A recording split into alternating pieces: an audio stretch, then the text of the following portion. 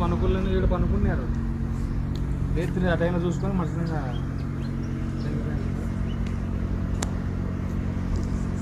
60,000 ఉంటుంది.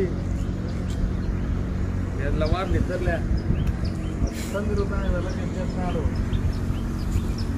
డబ్బులకి ఇప్పుడు ఎంతో 1000 రూపాయలు ఎంత ఉన్నాయి. అవి కూడా చెల్లు ఒకటి ఆడ పెట్టుకునేదానా మేలైంది.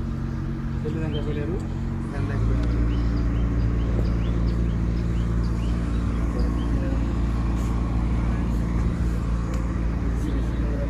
ఆడుంది సీసీ లేదు, నడుస్తుంది లేదండి. అది ఎందుకైనా పడుతుంది. ఇవాళ కింద మీద పనులు ఉన్నాయి.